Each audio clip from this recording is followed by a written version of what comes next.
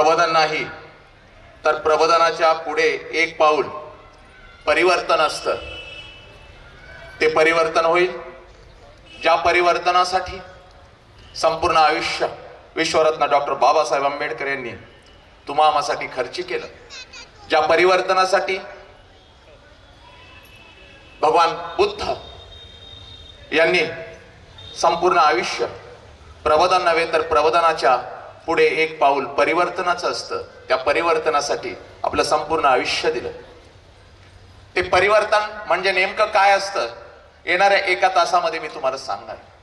आजपर्यंत आपण प्रबोधन पाहिलं, अनेक प्रबोधनं झाली, प्रबोधन आमच्या कानापर्यंत आली आणि कानातून ती बाहेर विरूनही गेली. पण प्रबोधनाचे शब्द आमच्या कानामध्ये आले आणि आमच्या काळजाला आग लागली आणि आमच्या काळजातली आग परिवर्तनाच्या दिशेने गेली. असं खूप कमी झालेलं आहे. म्हणून आजच्या दिवशी हा भीमपुत्र आपल्या समोर विश्वरत्न डॉक्टर बाबासाहेब आंबेडकरांचे विचार मांडत असताना प्रबोधनाच्या पुढे जाऊन परिवर्तन आपल्यामध्ये नक्कीच होईल ही आशा मी व्यक्त करतो. परिवर्तन ही एक ताकद आहे, परिवर्तन ही एक आग आहे. हे बसा मुलांनो. आणि आता संयोजकांना विनंती, जर माता भगिनी आल्या तर शांतपणे आणून बसवायच्यात, कोणी दंगा करायचा नाही. बहुजनांच्या अंधाऱ्या मृतप्राय जीवनात निर्भेड जगण्याचा सोनेरी किरण पसरविणारे, विजापूरच्या तख्ता समोर निमुटपणे झुकणाऱ्या नमणाऱ्या बेलगाम सरंजामदारांच्या बेबंदशाही विरुद्ध आवाज उठवणारे, सरंजामशाही कुलवंश परंपरा यांना नाकारून बहुजनांच्या अस्तित्वाचा झेंडा फडकवणारे, कल्याणच्या मुल्ला अहमेद सुभेदाराची सून किंवा बेलवाडीच्या पाटलाची कन्या यांना मातृस्थानी लेखणारे, 17व्या शतकात सरंजामशाही विरोधात वादळ उभे करणारे, जनतेला बलिदानाची प्रेरणा देऊन बहुजनांचं स्वराज्य उभे करणारे, महान रचनात्मक प्रतिभेचा रणपुरुष, समर्पणशीलतेचे प्रतिकारी प्रतीक, मातृभूमीचे असीम उपासक, सूर्यकुलातील सर्वश्रेष्ठ पुरुष, क्रांती पथकावरील सर्वश्रेष्ठ यात्रिक, रणशीलतेचे मानदंड, स्वराज्याचे संस्थापक, शककर्ते, युग प्रवर्तक छत्रपती शिवाजी महाराज. संपूर्ण स्वराज्याचे ज्ञानपीठ, विचारपीठ, प्रेरणापीठ म्हणजे माँसाहेब जिजाऊ. स्वराज्याचे स्वप्न पाहून ते छत्रपती शिवाजी महाराजांच्या मनावरती कोरणारे आमचे आबासाहेब म्हणजे शहाजीराजे भोसले. बुद्धिमान, पराक्रमी, अभ्यासू, जिज्ञासू, चारित्र्य संपन्न आणि छत्रपती शिवाजी महाराज यांनी तयार केलेले शिवराज्य, शिवनीती आणि शिवधर्माच्या रक्षणासाठी अखेरपर्यंत लढणारे आमचे शंभूराजे. शिक्षणाचे ज्ञानगंगा जनसामान्यांच्या घरापर्यंत, गोरगरिबांच्या हृदयापर्यंत पोहोचवणारे आमचे महात्मा ज्योतिराव फुले, क्रांतीज्योती सावित्रीबाई. कमवानी शिका, कमवानी शिका हा महामंत्र मुलांच्या मनामध्ये रुजवून त्यांच्यातला माणूस जागे करणारे आमचे कर्मवीर भाऊराव पाटील. मौमेना होणे आम्ही विष्णुदास, मौमेना होणे आम्ही विष्णुदास, कठीण वज्रास भेदू ऐसे, भले तर देऊ कासेची लंगोटी, नाठाळाचे माती हाणू काठी. हा क्रांतिकारक विचार संपूर्ण विश्वाला देणारे जगद्गुरु संत तुकोबाराया. हातामध्ये झाडू घेऊन स्वच्छतेचा महामंत्र देत माणसांचे अंतर्मने स्वच्छ करणारे आमचे संत गाडगे बाबा. आणि आपल्या लेखणीच्या जोरावरती संपूर्ण विश्वाला मानवता, समता, बंधुत्वता हा महामंत्र देणारे विश्वरत्न डॉक्टर बाबासाहेब आंबेडकर यांना विनम्र अभिवादन करून एक मुखाने आपण बोलू. बोला विश्वरत्न डॉक्टर बाबासाहेब आंबेडकरांचं. ज्या महात्म्यांची मी नाव, आवाज दे रे बाबा. इथं एक जण ऑपरेटर बसा अगोदर, आवाज दे. बरोबर आवाज खाली येतोय, आवाज दे वरती.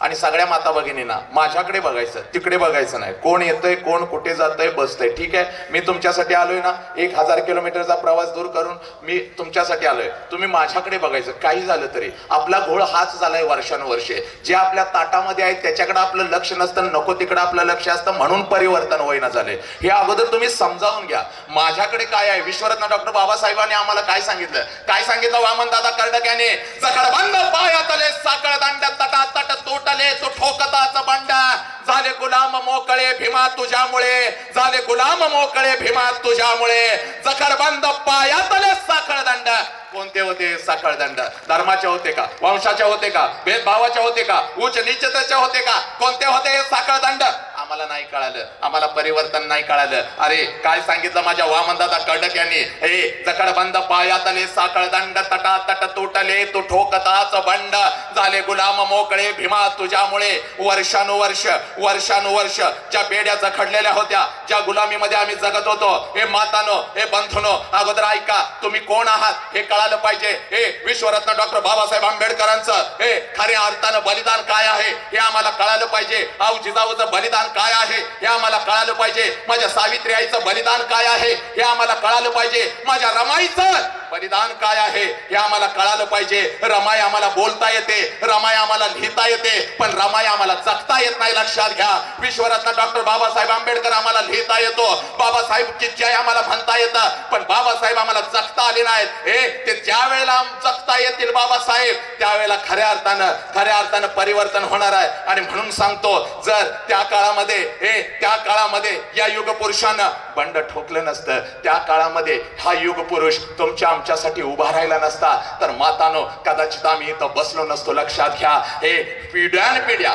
युगानुयुगे जी जखडबंद बांधलेली होती ना ती एका पुरुषामुळं एकानं उठला आवाज उठवला आणि सगळ्या साखळ्या तुटल्या लक्षात घ्या म्हणून वामन दादा कर्डक आपल्या लेखणीतून विश्वरत्न डॉक्टर बाबासाहेब आंबेडकर 2 ओळीमध्ये संपूर्ण विश्वाला सांगतात जखडबंद पायातले साखळदंड तटातट तुटले तू ठोकताच बंड भीमा ए भीमा झाले गुलाम मोकळे तुझ्यामुळे भीमा झाले गुलाम मोकळे तुझ्यामुळे माणूस म्हणून आम्ही जन्माला आलो होतो भीमा माणूस म्हणून आम्ही जन्माला आलो होतो पण माणसासारखं आम्हाला वागता येत नव्हतं भीमा माणसासारखं आम्हाला वागता येत नव्हतं माणसासारखं आम्हाला वागणूक मिळत नव्हती पण भीमा तुझ्या बंडामुळे र आमच्यातला माणूस जागा झाला तुझ्या बंडामुळे आमच्यामध्ये आग लागली भीमा तुझ्या बंडामुळे आम्ही जगू लागलो रे म्हणून मातानो पहिल्यांदा सांगतोय आज एक काम करायचं हे विश्वरत्न डॉक्टर बाबासाहेब आंबेडकरांचा इतिहास नाही सांगायला आलो मी विश्वरत्न डॉक्टर बाबासाहेब आंबेडकरांची आग सांगायला आलोय आज काय करायचं आम्ही विश्वरत्न डॉक्टर बाबासाहेब आंबेडकर पाहिले कुठं पुतळ्याच्या रूपामध्ये पाहिले पुस्तकामध्ये आम्ही पाहिले आम्ही चित्रामध्ये आज मी तुम्हाला सांगतो कुठं बघायचं एवढं करा बघा परिवर्तन निश्चित आहे मातानो कुठंही बघायचं नाही माझा विश्वरत्न डॉक्टर बाबासाहेब आंबेडकर आज घरी जायचं पळत घरी जायचं हे घरी गेल्यानंतर 4 वर्षाचं पोरग पळत तुझ्याकडे येईल हे तुझं पोरग 9 महिने 9 दिवस पोटामध्ये वाढवलंस उदरामध्ये वाढवलंस ते लेकरू हे घरी तुझ्याकडे पळत येईल त्यावेळेला तू काय कर त्या लेकराला कडकडून मिठी मार आणि त्या लेकराच्या नजरेमध्ये नजर घालून बघ तुला विश्वरत्न डॉक्टर बाबासाहेब आंबेडकर तुझ्या लेकराच्या नजरेमध्ये दिसल्याशिवाय राहणार नाही लक्षात घे हे तिथं विश्वरत्न डॉक्टर बाबासाहेब आंबेडकर आम्ही कधी बघितलाच नाही राष्ट्रसंत तुकडोजी महाराज सांगून गेले की या कोवळ्या कळ्यानं माझी लपले नेताजी रवींद्र शिवाजी विकसती प्रकटे समाजी शेकडो महापुरुष कुठं आहेत तुझ्या मांडीवरती बसलेलं जे तुझं लेकरू आहे ना त्या लेकरामध्ये विश्वरत्न डॉक्टर बाबासाहेब आंबेडकर आहे हे अगोदर आम्हाला कळायला पाहिजे आणि म्हणून मातानो आज तुमच्या काळजामध्ये मी आज एक आग पेरून जातो कोणती अगोदर आम्हाला कळू दे बलिदान काय असतं आज आम्ही इथं ताट मानणं का बसलोय मला त्यासाठी कबीरांच्याकडे जावं लागेल काय सांगितलं कबीरांनी मला जावं लागेल कबीरांच्याकडे हे कबीरांनी काय सांगितलं हे अगोदर कळणं अतिशय गरजेचं आहे कबीरांनी काय सांगितलं हे अगोदर कळणं अतिशय गरजेचं आहे काय सांगतात हिंदू कहो तो माय नाही अगोदर मी कोण आहे हे अगोदर कळू दे एका महासभेमध्ये मी सांगितलं पुस्तकं वाचली प्रचंड पुस्तकं वाचली इयत्ता 1ली पासून 10वी पर्यंत आम्ही पुस्तकं वाचले चांगले मार्क्स मिळवले चांगल्या पदव्या मिळवल्या मोठमोठ्या पदावरती आम्ही रुजू झालो पण मातानो हे पुस्तकाची सगळी पानं आम्हाला कळाली पण पुस्तकाचं पहिलं पान आम्हाला कळालं नाही ज्या पुस्तकाच्या पहिल्या पानावरती लिहिलेलं आहे मी प्रथम एक भारतीय आहे हे मात्र आम्हाला कळालं नाही पुस्तकाचं पहिलं पान आम्हाला कळालं नाही काय पुस्तकाचं पहिलं पान आहे मी तुम्हाला सांगतो मातानो हिंदू कहो तो मैं नहीं मुसलमान भी नहीं। ऐका, हिंदू कहो तो मैं नहीं, मुसलमान भी नहीं, पंच तत्व का पुतला गई भी खेल माही, जाती न पूछो साधु म्हणला। विद्ये विना मती गेली, मती विना नीती गेली, नीती विना गती गेली, गती विना वित्य गेले,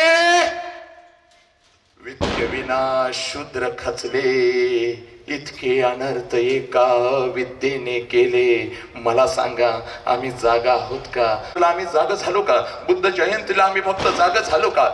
14 एप्रिलला फक्त आम्ही जागा झालो? तांचे तिमिर जाओ, विश्व स्वधर्म सूर्य पाहो, जो जे वांचेल तो ते लाहो, प्राणी जात या नमो अरिहंताणम, नमो सिद्धानम, नमो आयर्याणम, नमो वजायाणम, नमो लोय सौव साहुनम, ऐसो पंच नमकार सौव पाव पणसनो, मंगलानम च सव्येसिम पडमम हवै मंगलम। जो बोले सो निहाल, सत श्री अकाल, वाहे गुरु जी का खालसा, वाहे गुरु जी की फतह। अल्लाहु अकबर, अल्लाहु अकबर, अशहदु अला इलाहा इल्लल्लाह, अशहदु अन्ना मुहम्मदर रसूलुल्लाह, हय्या लस्सलाह, हय्या लल फलाह, नमो तस्स भगवतो अरहतो सम्मा संबुद्धस्स, बुद्धं शरणं गच्छामि, धम्मं शरणं गच्छामि, संघं शरणं गच्छामि। कोण होता हा? हिंदू होता, मुसलमान होता, शीख होता, ईसाई होता? बाबासाहेबांच्या लेकरांनो, हाच तो बाबासाहेबांनी लिहिलेला पहिल्या पानावरचा एक भारतीय होता. लक्षात घ्या, पहिल्या पानावरचा भारतीय होता. ही आग माझ्या तरुणांना कळणं अगोदर काळाची गरज आहे. काळाची गरज आहे म्हणून सांगतोय मातानो, फक्त 100-150 वर्षापूर्वी जा. 3 तारीख आता येते, माझ्या माईची 3 तारीख येते आता. ऐका, 100-150 वर्षापूर्वी एक माता घराच्या बाहेर पडली. मातानो, 100-150 वर्षापूर्वी एक माता घराच्या बाहेर पडली. हातामध्ये एक पिशवी, अंगावरती एक लुगडं. जाणीव झाली पाहिजे आम्हाला, जाणीव झाली पाहिजे आम्हाला. त्या बलिदानाची जाणीव झाली पाहिजे. जोपर्यंत आम्हाला जाणीव होणार नाही तोपर्यंत खऱ्या अर्थानं आम्ही न्याय नाही देऊ शकणार आमच्या महामानवांना. 100-150 वर्षापूर्वी हातामध्ये पिशवी घेऊन एक माता घराच्या बाहेर पडली. घराच्या बाहेर पडली, अंगावरती एक लुगडं आणि पिशवीमध्ये एक लुगडं. 150 वर्षापूर्वी स्त्रियांनी उंबरठा सोडायचा, घराच्या बाहेर पडायचं समाजाला मान्य नव्हतं. तिच्या अंगावरती मग चिखल फेकला जायचा, तिच्या अंगावरती मग दगड फेकली जायची, तिच्या अंगावरती शेण फेकलं जायचं. हे सगळं शरीर माखायचं घाणीनं. तरी सुद्धा ती माझी माता प्रत्येक पाऊल अभिमानानं, प्रत्येक पाऊल अभिमानानं टाकायची. पुण्याच्या रस्त्यावरती चालायची, एका वाड्यामध्ये जायची आणि समोर बसलेल्या 10-15 लेकींना शिकवायची. माझ्या पोरीनो ऐका, माझ्या मातानो ऐका.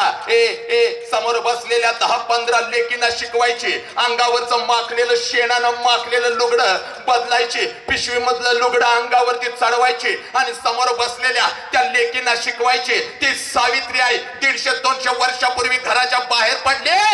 म्हणून आज या भारतामध्ये लाखो सावित्री आई तयार झाल्या. लक्षात घ्या, ताट मानानं इथं बसल्या, पुरुषांच्या खांद्याला खांदा लावून छड्डू ठोकून काम करू लागल्या. म्हणून भारतातल्या प्रत्येक मातेला मी सांगतो, मग ती महाराची असू दे, ती मांगाची असू दे, ती मुसलमानाची असू दे, ती हिंदूची असू दे, ती जैन असू दे, ती कोणी असू दे, मी काय सांगतो ऐका. मी काय सांगतो, मी माझ्या प्रत्येक मातेला सांगतो, भारतामध्ये जिथं जिथं जातो मैं यही कहता हूं, माते तू एक काम कर. क्या करना है तुझे? तू एक काम कर माते, तू इथं ताट मानानं बसलेस ना, पुरुषांच्या खांद्याला खांदा लावून काम करतेस ना, पुरुषांना आव्हान देतेस ना, या चळमटीना तू पायाखाली घेतलंस ना. का घेतलंस माहितीये का? का घेतलंस माहितीये का? माझ्या छत्रपती शिवाजी राजाचं स्वराज्य होतं आणि ज्या वेळेला माझा छत्रपती शिवाजी राजा आऊ जिजाऊंना विचारायचा, आऊ साहेब आपलं स्वराज्य म्हणजे काय? आपलं स्वराज्य म्हणजे काय? त्यावेळेला आऊसाहेब सांगत होती, राज आपलं स्वराज्य, आपलं स्वराज्य, ज्या स्वराज्यामध्ये स्त्री सुरक्षित असते ते आपलं स्वराज्य असतं, ते आपलं स्वराज्य असतं. आणि छत्रपती शिवाजी राजांनी आपल्या स्वराज्यामध्ये अगोदर मातांना सुरक्षित केलं आणि विश्वरत्न डॉक्टर बाबासाहेब आंबेडकरांनी अगोदर काय केलं तर संविधानामध्ये मातानं, या भारतातली मग ती कोणतीही माझी माता असो, तिला अगोदर सुरक्षित केलं, तिला अगोदर ताकद दिली. म्हणून मातानं सांगतो, एक वेळ घरामध्ये तुझ्या सख्या भावाचा फोटो नसला तरी चालेल, पण विश्वरत्न डॉक्टर बाबासाहेब आंबेडकरांचा फोटो माझ्या प्रत्येक मातेच्या घरामध्ये पाहिजे, नजरेमध्ये पाहिजे आणि समोर पाहिजे. कारण का? ही आग कोणी पेटवली याची जाणीव होणं अतिशय गरजेचं आहे. आम्ही काय करतो? आमच्या लेकरांना आम्ही काय संस्कार देतो? काय देतो लेकरांना संस्कार? आम्ही काय देतो हे कळणं अगोदर गरजेचं आहे. लेकरांचे संस्कार, लेकरं माझी घडतात कशी हे कळणं अगोदर गरजेचं आहे. आणि म्हणून हा माझा विश्वरत्न तुमच्या काळजामध्ये पेरायला आलोय मातानो. हे ऐका, काळजातली एक आग तुमच्या काळजामध्ये पेरतो. मातानो, 1913 विश्वरत्न डॉक्टर बाबासाहेब आंबेडकर अमेरिकेला कोलंबिया विद्यापीठामध्ये शिकत होते.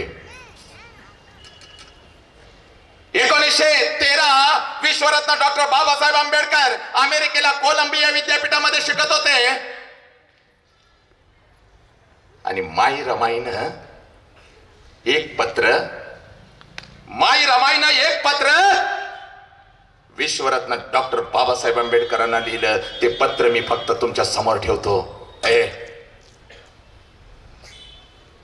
1913 ते 1923 बाबासाहेबांनी MA केलं, PhD केलं, MSc DSc आणि 12 इंग्लंड आणि अमेरिकेमधून आपलं शिक्षण पूर्ण केलं. पण ज्या वेळेला 1913 बाबासाहेब अमेरिकेला कोलंबिया विद्यापीठामध्ये होते, त्यावेळेला माई रमाईचं एक पत्र बाबासाहेबांना गेलं. ते पत्र काय आहे मग तुम्हाला जाणीव होईल थोडीशी. आपण काय करतोय मातानो? माई रमाईनं बाबासाहेबांना लिहिलं होतं, आदरणीय वंदनीय बाबासाहेब,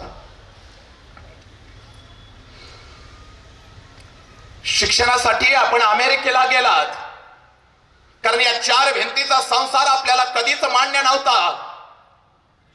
अखंड या भारताचा संसार, आणि त्यांना ताकद देण्यासाठी आपण शिकायचं आणि आपण अमेरिकेला गेलात.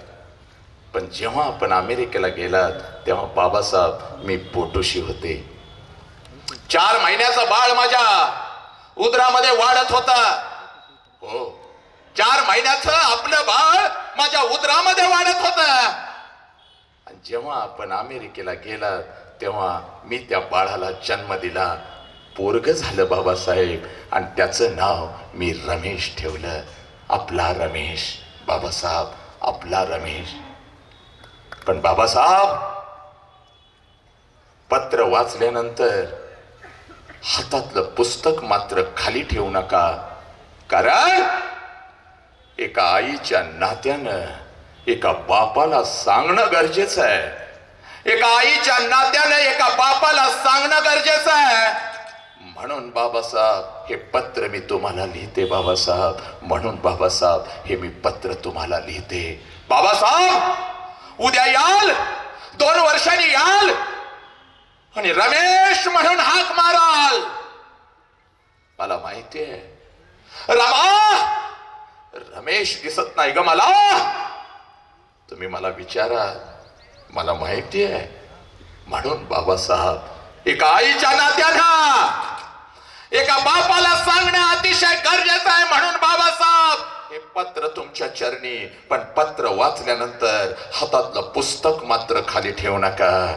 आणि माई रमाईनं पत्रामध्ये लिहिलं होतं, बाबासाहेब आपण गेलात, 4 महिन्याचं लेकरू माझ्या उदरात वाढत होतं. आपण त्या लेकराला जन्म दिला, रमेश नाव ठेवलं. पण बाबासाहेब आपला रमेश औषधाविना आणि अन्नाविना तुम्हाला न बघताच आणि तुम्हाला न भेटताच निघून गेला. बाबासाहेब निघून गेला. बाबासाहेब उद्या याल रमा, रमेश कुठाय म्हणाल, काय उत्तर देऊ? म्हणून बाबासाहेब आताच सांगते, फक्त हातातलं पुस्तक खाली ठेवू नका. बाप होता बाप, डोळ्यात नक्कीच अश्रू आले असतील. बाबासाहेबांनी शांतपणे हातातलं पत्र खाली ठेवलं. बाबासाहेबांनी शांतपणे हातातलं पत्र खाली ठेवलं आणि माय रमाईला पत्र लिहिलं. आणि पत्राचा मायना असा आहे, रमा, प्रिय रमा, हातातलं पुस्तक तर खाली ठेवणारच नाही रमा. हातातलं पुस्तक तर खाली ठेवणारच नाही रमा. पण एवढा शिकेन, एवढा शिकेन, एवढा शिकेन, या भारतातला कुठलाच रमेश औषधाविना आणि अन्नाविना आपल्या आई बापाला सोडून जाणार नाही. एवढा शिकेन रमा, एवढा शिकेन.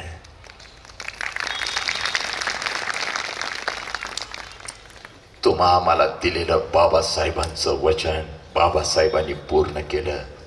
मातानो, आणि माझ्या लेकरानो, आम्ही बाबासाहेब जगला का? एक नाही, दोन नाही, तीन नाही, सांगू द्या या मातीवरून आणि कळू द्या अखंड भारतातल्या प्रत्येक व्यक्तिमत्वाला, अरे बाबासाहेबांचं बलिदान काय आहे तुमच्या आमच्यासाठी. एक नाही, दोन नाही, तीन नाही, पोटच्या 4 पोरांचं बलिदान दिलं, तेव्हा संविधान लिहिलं माझ्या बाबासाहेबांना. यशवंत, गंगाधर, इंदू, रमेश आणि राजरत्न अशी 5 रत्न बाबासाहेबांच्या पोटाला आली. दत्तोजी पवार यांना लिहिलेलं पत्र आहे बाबासाहेबांनी. दत्तोजी पवार यांना पत्र लिहिलं बाबासाहेबांनी, ज्या वेळेला राजरत्नांनी शेवटचा श्वास बाबासाहेबांच्या मांडीवरती घेतला, त्यावेळेला बाबासाहेब लिहितात आपल्या मित्राला, दत्तोजी, तुम्हाला असं वाटेल, तुम्हाला असं वाटेल की बाप म्हणून माझ्या डोळ्यात अश्रू येतात की नाही, पण लक्षात ठेवा, जखड बंद पायातले साखळ दंड, तटातट तुटले, तू ठोकताच बंड. हे वामन दादा का लिहू शकले?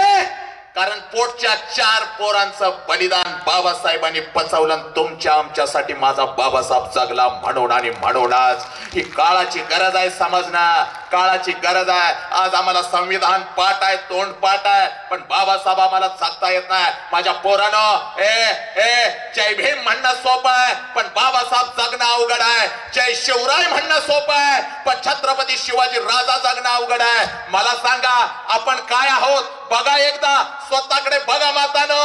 आम्ही आमच्या पोरांच्या काळजामध्ये ही व्यक्तिमत्व पेरली का? हे बलिदान पेरलं का? कधी त्यांना सांगितलं का, अरे एक नाही, दोन नाही, 4 पोरं डोळ्यात देखत निघून जातात, तरी सुद्धा छड्डू ठोकून तुमच्या आमच्यासाठी उभा राहणारा हा महामानव आमच्या रक्तात आणि आमच्या श्वासात आहे का? आम्ही जगतो का? तसे संस्कार लावतो का? काय सांगितलं बाबासाहेबांनी हे मी तुम्हाला सांगतो. आणि आज प्रत्येकानं इथून घरी जायचं, मी प्रत्येकानं मी तसा आहे का याचा विचार करायचा. केला पाहिजे. काळाची गरज आहे, काळाची गरज आहे. वेगळ्या पद्धतीनं प्रबोधन होणं काळाची गरज आहे. काय सांगितलं माझ्या बाबासाहेबांनी युवकांना? पहिला संदेश देतो रे पोरांनो, आणि स्वतःकडे बघा, तुम्ही तसं आहात का? आज तुमच्या म्हणजे माझ्या पोरांच्या, माझ्या म्हणजे छत्रपती शिवाजी राजांच्या, माझ्या म्हणजे विश्वरत्न डॉक्टर बाबासाहेब आंबेडकरांच्या पोरांच्या हातामध्ये आज हे दारूचा ग्लास काळीच तुटतं. आम्ही तयार आहोत का? आम्ही तयार आहोत का? आज आमच्या हातामध्ये सिगारेट काळीच तुटतं. जाऊ दे रे, ज्या छत्रपती शिवाजी राजांनी अगोदर स्वराज्य मधली माझी माता सुरक्षित केली, ज्या विश्वरत्न डॉक्टर बाबासाहेब आंबेडकरांनी वाघिणी सारखी तुम्हाला ताकद दिली, आज त्याच मातीमध्ये आज हे बलात्कार होतो आणि एका माझ्या पोरीच्या देहाचे 30 तुकडे केले जातात. याचा अर्थ असा आहे, अजून आम्ही तयार नाही पोरांनो, युवकांनो, अजून आम्ही तयार नाही. आणि हेच सांगायला मी आज आलोय. परिवर्तन झालं पाहिजे माझ्या लेकरांनो. काय सांगितलंय विश्वरत्न डॉक्टर बाबासाहेब आंबेडकरांनी? आणि मातानो, खास करून तुम्हाला सांगितलंय, शिका, शिका, शिका. पोटच्या पोराला शिकवा. हे बाबासाहेबांचं एक वाक्य आहे, पोरानो आज काळजावरती लिहायचं आणि घेऊन जायचं. काय वाक्य आहे माहितीये का? ए युवकानो इकडे बघा. ए बळी कोणाचा दिला जातो बाबासाहेबांचा प्रश्न आहे. मला कळाला मी घडलो, मला कळाला मी घडलो. भारतातली अनेक पोरं पेटवतोय, चेतवतोय. त्यांना आई काय सांगतोय, त्यांना बाप काय सांगतोय, त्यांना संस्कार काय सांगतोय, त्यांना विश्वरत्न डॉक्टर बाबासाहेब आंबेडकर काय आहे सांगतोय, त्यांना छत्रपती शिवाजी राजा काय आहे सांगतोय. हे बाबासाहेबांचं एक वाक्य आहे, बळी कोणाचा दिला जातो. कळालं नाही आम्हाला? बळी हा बकऱ्याचा दिला जातो, बळी हा कोंबड्याचा दिला जातो. आणि बाबासाहेब पुढे सांगतात वाघाचा कधीच बळी दिला जात नाही, वाघाचा कधीच बळी दिला जात नाही. आणि बाबासाहेब सांगतात जन्माला तुम्ही आलात ना वाघ म्हणून आलात, एक वाघीण म्हणून आलात. आणि वाघासारखंच जगायचं, वाघिणीसारखं जगायचं. कारण जेव्हा जेव्हा बळी दिला जातो तो कोंबड्याचा आणि कुत्र्या मांजरांचा बळी दिला जातो, बोकडाचा बळी दिला जातो. आता तुम्ही कोण आहात याचीच जाणीव तुम्हाला हो दे. कारण का बाबासाहेब सांगतात रस्त्यावरून कुत्रं चाललं, ऐका, रस्त्यावरून कुत्रं चाललं, इकडून हाड म्हणलं इकडं पळतं, तिकडून हाड म्हणलं तिकडं पळतं, इकडून हॉर्न दाबवला इकडं पळतं, तिकडून हॉर्न दाबला. त्याला स्वतःची दिशा नसते आणि ना त्याला स्वतःचं अस्तित्व असतं. पण तोच रस्त्यावरती वाघाला वाघ तर सगळा रस्ता मोकळा होतो. जहां से भी गुजरे हमारे लिए रास्ता तैयार है, ये है हम. हे आम्ही आहे. कळालं का? 24 तासापैकी 22 तासाचा अधिष्ठान जो मांडू शकतो,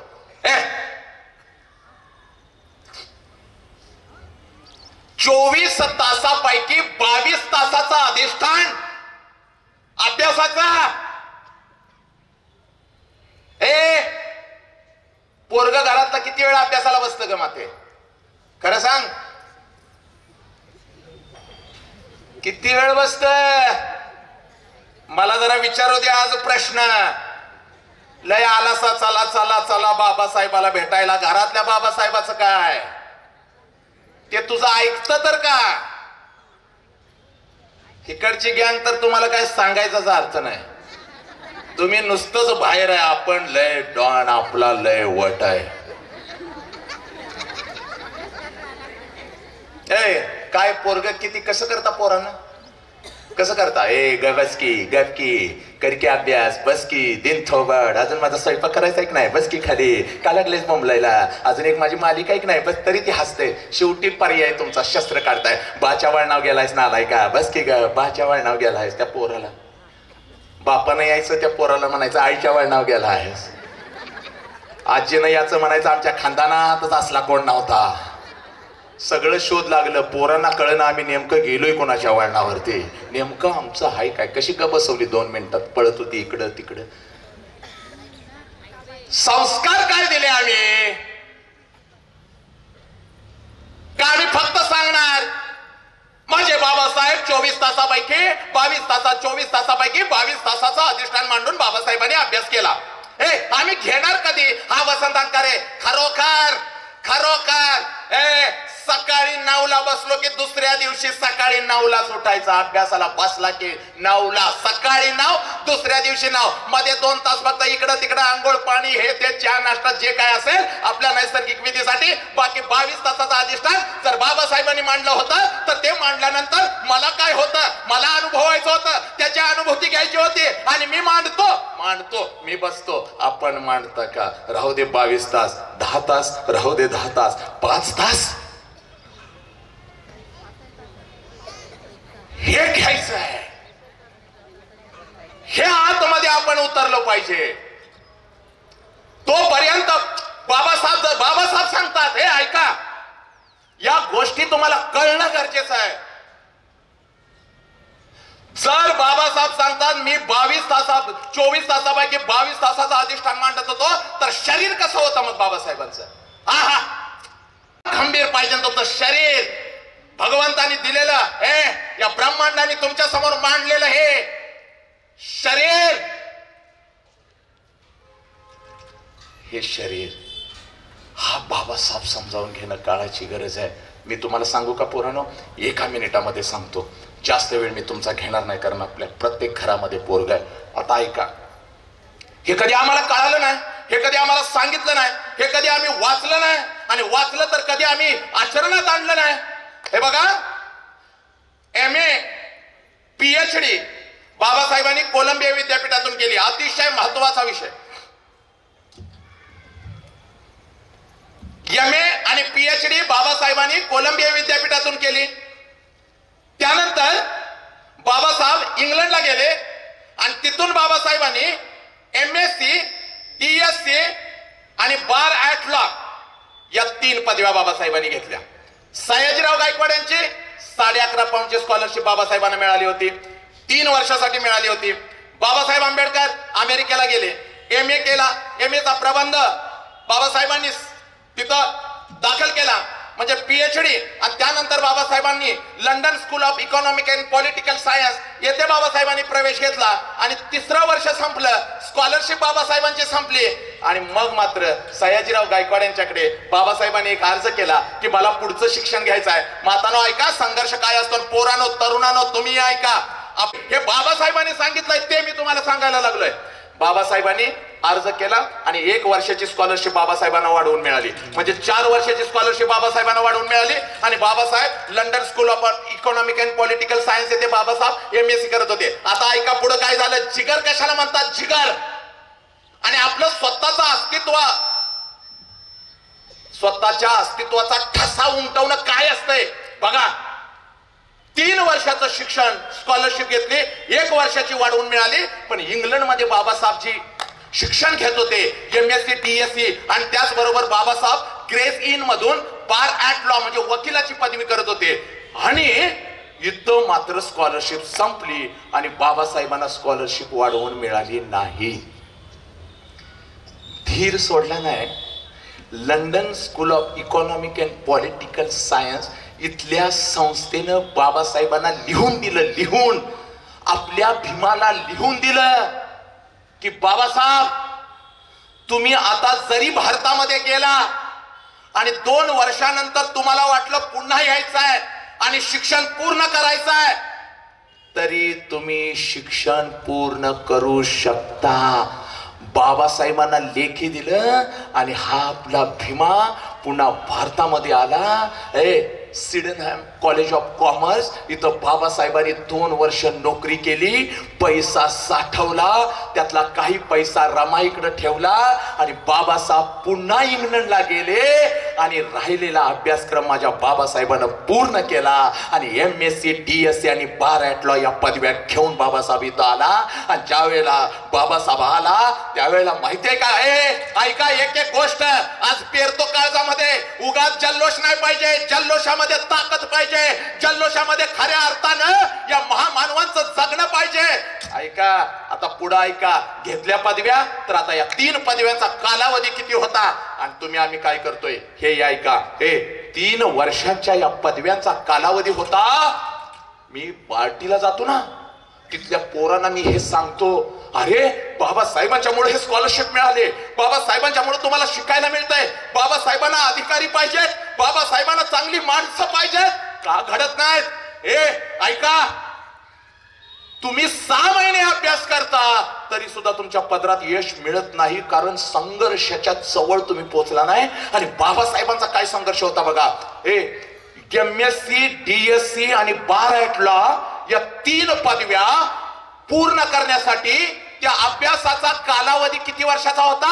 8 वर्षाचा. बाबासाहेबांचं छोटं पुस्तक आहे, आत्मचरित्र आहे, बाबासाहेबांनी लिहिलेलं छोटं पुस्तक आहे, अगदी 70-80 पानाचं. ते वाचन त्यात बाबासाहेबांनी हे नमूद केलेलं आहे. MSc DSc आणि बार ॲट लॉ या 3 पदव्या पूर्ण करण्यासाठी 8 वर्ष लागत होती. 8 वर्ष. 8 वर्ष ज्या वेळेला आपण अभ्यास करू त्यावेळेला या 3 पदव्या मिळत होत्या. पण मातानो सांगताना मी भारतामध्ये छट्टू ठोकून सांगतोय, काळजांच्या मुलांच्या काळजामध्ये पेरतोय, हा 8 वर्षाचा अभ्यासक्रम बाबासाहेबांनी फक्त 2 वर्ष आणि 3 महिन्यामध्ये पूर्ण केला. पोरांनो ऐका, कदाचित तुम्हाला माहित नसेल, इथंच आमची हार आहे. आमच्या महामानवानं, आमच्या ताकदीनं, आमच्या आदर्शानं काय केलं तर 8 वर्षाचा अभ्यासक्रम 8 वर्षाचा अभ्यासक्रम 2 वर्ष आणि 3 महिन्यामध्ये पूर्ण केला. ना आता इथं खऱ्या अर्थानं बाबासाहेबांनी लिहून ठेवलंय. हे ऐका आणि मातानो, हेच तुम्ही सांगायचंय पोरांना. आता इथं खऱ्या अर्थानं बाबासाहेबांनी लिहून ठेवलंय की मला माहित आहे आता युवक पुढे भविष्यामध्ये काय म्हणेल, की हे फक्त बाबासाहेब करू शकतात. कारण प्रचंड बुद्धिमत्ता घेऊन बाबासाहेब जन्माला आले होते. म्हणून बाबासाहेबांनी या 3 पदव्या 8 वर्षाचा अभ्यासक्रम 2 वर्ष आणि 3 महिन्यामध्ये पूर्ण केला. आता बाबासाहेब काय सांगतात ऐका. बाबासाहेबांनी सांगितलंय, सामान्य मुलासारखाच मीही जन्माला आलो होतो. पुढे बाबासाहेब सांगतात, इयत्ता 1ली पासून पदवी पर्यंत म्हणजे BA पर्यंत. परत एकदा ऐका, इयत्ता 1ली पासून पदवी पर्यंत जर परीक्षेत मिळालेले माझे गुण बघितले तर मी प्रथम श्रेणी, द्वितीय श्रेणी मध्ये कधीच उत्तीर्ण झालो नाही. सामान्य मुलासारखा मी फक्त पासच होत गेलो. परत ऐका, याचा अर्थ असा आहे, बाबासाहेब सामान्य मुलासारखेच होते, पण काळजामध्ये संघर्षाची आग पेटली होती. आणि म्हणून विश्वरत्न डॉक्टर बाबासाहेब आंबेडकर घडाला खळ मी कोण आहे कळालं होतं. बाबासाहेब सांगतात, सामान्य मुलासारखा होतो, पण जेव्हा मी अमेरिकेला गेलो, जेव्हा मी इंग्लंडला गेलो, तिथं काय घडलं आता ऐका. 8 वर्षाचा अभ्यासक्रम 2 वर्ष आणि 3 महिन्यामध्ये मी पूर्ण केला. कारण मला माझी जबाबदारी कळाली होती. पहिला प्रश्न, मला माझी जबाबदारी कळाली होती. आता युवकांनो, पालकांनो, आपल्याला आपली जबाबदारी कळाली आहे का? विश्वरत्न डॉक्टर बाबासाहेब आंबेडकर सांगतात आणि हेच मी पेरतोय प्रत्येक पोराच्या काळजावरती. बाबासाहेब सांगतात, 8 वर्षाचा अभ्यासक्रम मी 2 वर्षात पूर्ण केला. कारण जेव्हा पुस्तकाचं पान मी उघडत होतो तेव्हा पुस्तकाच्या पानावरची वाक्य मला नंतर दिसत होती. पुस्तकाच्या पानावरती मला अगोदर माझा बाप रामजी दिसत होता.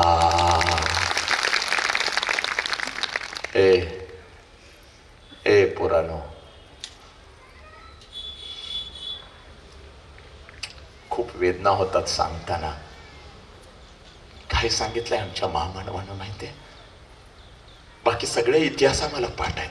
सम्राट अशोकांच्या पासून आतापर्यंतचे इतिहास आम्ही तोंडपाठ केले, पण साला या वेदना. बाबासाहेब सांगतात, पुस्तकाचं पान उघडलं की पुस्तकाच्या पानावरची वाक्य मला नंतर दिसत होती. अगोदर मला माझा बाप रामजी दिसत होता, जो रात्री 2 वाजेपर्यंत जागा राहायचा आणि रात्री 2 वाजता मला अभ्यासाला उठवून बसवायचा आणि माझ्या पायाजवळ झोपी जायचा. तो बाप मला पुस्तकाच्या पानावरती दिसत होता. जसं मला कळायला लागलं तशी माझी 7 कोटी जनता, जी माणसासारखी जगू शकत नाही, ती 7 कोटी जनता मला पुस्तकाच्या पानावरती दिसत होती. माझ्याकडं पुस्तक नसायचं, पण सकाळी जेव्हा मी माझ्या बापाला सांगायचो मला पुस्तक पाहिजे, तेव्हा बापाच्या खिशामध्ये एक आणा सुद्धा नसायचा, पण माझा बाप मला सांगायचा, भीमा घेऊन येतो तुझं पुस्तक. आणि माझ्या पुस्तकासाठी माझा बाप मित्रांच्याकडे जायचा आणि म्हणायचा, एक रुपया आहे का, एक आणा आहे का, एक 4 आणे आहेत का, माझ्या भीमाला पुस्तक घेऊन द्यायचं आहे. माझ्या पुस्तकासाठी माझा बाप मित्रांच्या समोर भिकाऱ्यासारखा झुकायचा. हा बाप मला पुस्तकाच्या पानावर दिसत होता. माझ्या बहिणींच्याकडे जायचा आणि म्हणायचा, तुझ्या कानातला जो दागिना 1 महिन्यासाठी देतीस का, गहाण ठेवतो, पेन्शन आली की तुझा दागिना आणून देतो. माझ्या भीमाला पुस्तक घ्यायचंय ग, माझ्या भीमाला पुस्तक घ्यायचं आहे. बाबासाहेब सांगतात, मला माझी जबाबदारी कळाली होती आणि मला माझा बाप कळाला होता, जो पुस्तकाच्या पानावरती दिसत होता. म्हणून 24 तासापैकी पाव खाऊन मी 22 तासाचा अधिष्ठान मांडत होतो आणि 8 वर्षाचा अभ्यासक्रम 2 वर्षात पूर्ण करत होतो. पोरांनो, हा आपला बाप तुम्हाला कळालाय का रे? पोरांनो, तुम्ही कसं दारू पिऊ शकता, तुम्ही कसं सिगारेट ओढू शकता, तुम्ही कसं काय पोरींची छेडा काढू शकता? ए पोरांनो, तुम्हाला हा बाप कळालाय का?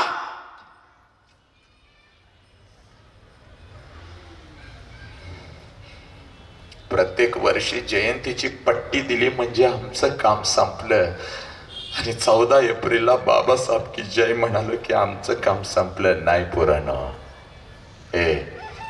काल रात्री 12 वाजता 11 वाजता माझा कार्यक्रम संपला. 900 किलोमीटरचं अंतर पूर्ण करून आलोय. का? माझा बाबा सांगायचा आहे म्हणून, माझा बाबा सांगायचा आहे म्हणून, माझ्या बाबाची वेदना सांग. माझ्यापेक्षा प्रचंड विद्वान लोक या भारतामध्ये आहेत, या महाराष्ट्रामध्ये आहेत, पण वेदनेला कधी कोण हात घालणार? काय पोरीनो, ए पोरीनो, हातामध्ये तुमच्या मोबाईल आहे, त्या मोबाईलच्या स्क्रीनवरती आहे का बाबासाहेब? त्या मोबाईलच्या स्क्रीनवरती आहे का तुमचा बाप? नाही. ज्यांनी आयुष्यात तुमच्यासाठी काहीच केलं नाही ते तुमचे आदर्श, त्यांचे फोटो सेलिब्रिटी म्हणून तुमच्या स्क्रीनवर, पण साला तुमच्या बापाचा फोटो नाही ना, तुमच्या आईचा फोटो नाही. हे तेव्हा माझ्या बाबासाहेबाला बाप कळाला. पण या विज्ञान युगामध्ये आज एका मुठीमध्ये जग आणलं. अमेरिकेतलं एका क्षणात कळतं, मुंबई मधलं एका क्षणात कळतं. पण काल रात्री माझ्या बापाला 102 ताप आलता, बापाची कंबर दुखत होती, तरी सुद्धा सकाळी उठून माझा बाप कामाला गेला. हे मात्र पोरानं तुम्हाला माहित नसतं. काय शिकलो बाबासाहेब आम्ही?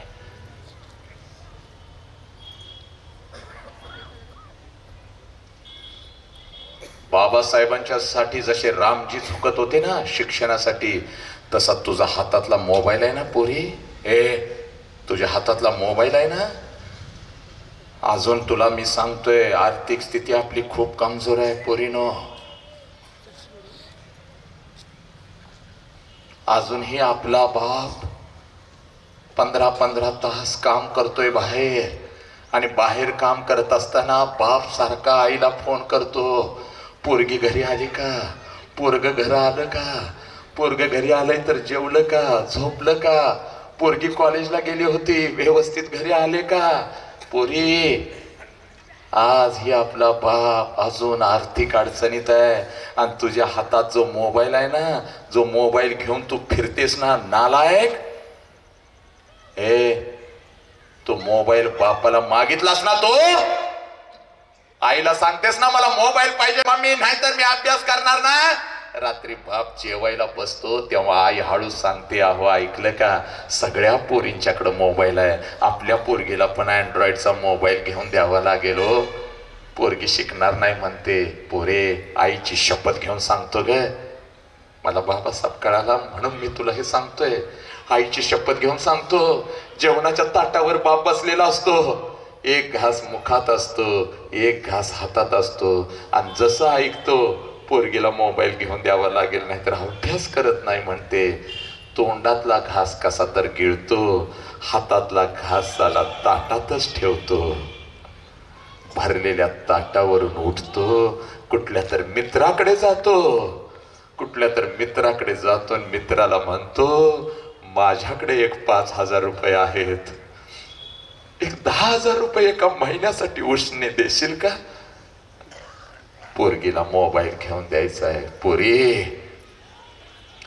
तुझ्या हातातल्या मोबाईलसाठी तुझा बाप भिकाऱ्यासारखा त्याच्या मित्रासमोर झुकलाय पोरी. ही जबाबदारी आणि ही जाणीव आम्हाला कळाली का? रात्री आम्ही कोणाला मेसेज करतो, रात्रभर आम्ही कोणाशी चॅटिंग करतो, आम्ही बापाला फसवत तर नाही ना? बाप विचारतो पोरी अजून जागेस? पप्पा अभ्यास चाललाय पप्पा. ए नालायक हो,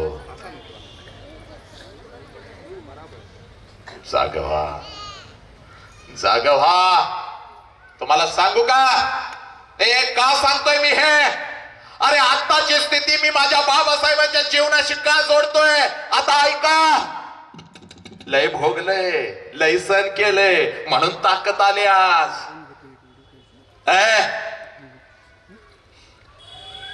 वकील आमचा बाबा झाला, वकील आमचा बाबा झाला. इंग्लंड मधून आमचा बाबा गर्दी उसळली, कारण बाबासाहेब ग्रेज इन मधून बार ॲट लॉची म्हणजे वकिलीची पदवी घेऊन आले होते. आणि मुंबई सगळं शहर आमचं लुटलं. आमचा बाबा वकील झाला आणि बाबासाहेबांचं जहाज बंदरामध्ये येणार होतं आणि बाबासाहेबांचा जल्लोष करायला, बाबासाहेबांचं स्वागत करायला, बाबासाहेबांना भेटायला हजारोचा जनसमुदाय उसळला. ऐका आता, उसळला. प्रत्येक जण बंदराकडे पळत होता आणि घरामध्ये माई रमाई होती. आणि माई रमाईला काय वाटलं माहित आहे का? जास्त वेळ मी घेत नाही तुमचा. माई रमाईला काय वाटलं माहितीये? बाबासाहेबांना भेटायला आपण पण जाऊया. हजारोची गर्दी. रमाईला असं झालं, कधी बाबासाहेब माझ्या डोळ्यासमोर उभं राहतील, कधी मी बाबासाहेबांना भेटेन, कधी बाबासाहेबांना मी झुकून नमस्कार करेन. माझा कुंकू, माझा कुंकू, माझा कुंकू, माझा कुंकू, माझा दागिना, माझा दागिना परत येतोय. कोणता दागिना? गळ्यात बांधलेला मंगळसूत्राच्या रूपानं तो दागिना नाही, तर देशाचा मान, स्वाभिमान, अभिमान असलेला हा माझा दागिना परत येतोय. रमाईच्या चेहऱ्यावर हास्य आलं आणि रमाईच्या लुगड्याकडे लक्ष गेलं, स्वतःच्या लुगड्याकडे. ऐका, आज सगळं आहे तुम्हाला. रमाईचं लुगड्याकडे लक्ष गेलं, अंगावरचं फाटकं लुगडं. रमाईनं बघितलं, रमाईनं पाऊल आतमध्ये ओढलं. नवऱ्याच्या समोर उभं राहायचं, फाटकं लुगडं बघितलं तर काय होईल म्हणून माता घरातच थांबली. पण जीव राहावना, काही पण करून बाबासाहेबांच्या स्वागतासाठी जायचं होतं. आणि सहज लक्ष गेलं तर एक पत्र्याची ट्रंक वरती दिसली, भीतीवरती. रमाईला पत्र्याची ट्रंक दिसली आणि रमाईच्या डोक्यात आलं, ज्या वेळेला शाहू महाराज बाबासाहेबांना भेटायला आले होते तेव्हा 9 वारी फेटा बांधून माझ्या शाहू महाराजांनी बाबासाहेबांचा सत्कार केला होता. आणि तो फेटा त्या पत्र्याच्या ट्रंक मध्ये मी ठेवलाय. माझ्या रमाईला आठवलं, डब्याखाली डबा घेतला, वरती चढली, ट्रंक खाली काढले आणि बाबासाहेबांच्या डोक्याला बांधलेला फेटा रमाईनं काढला. अंगावरचं फाटकं लुगडं फेडलं आणि तो फेटा लुगडं म्हणून गुंडाळलं मातानं.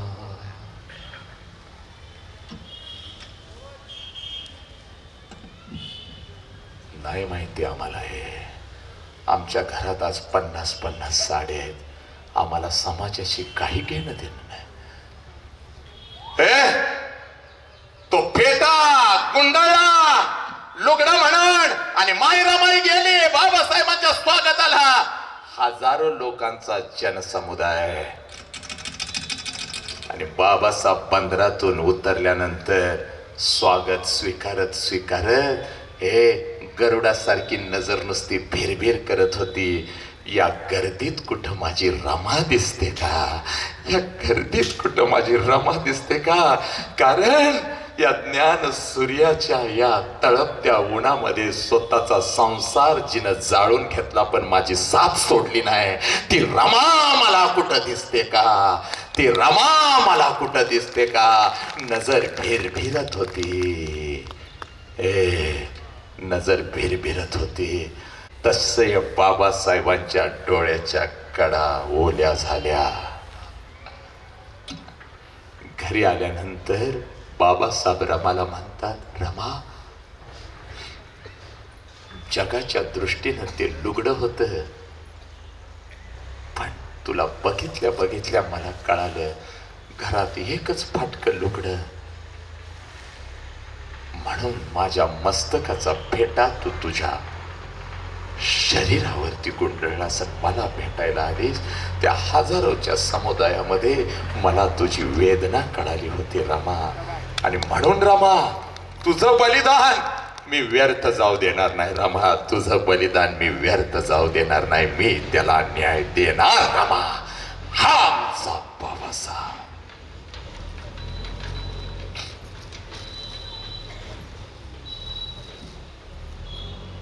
हा आमचा बाबासाहेब.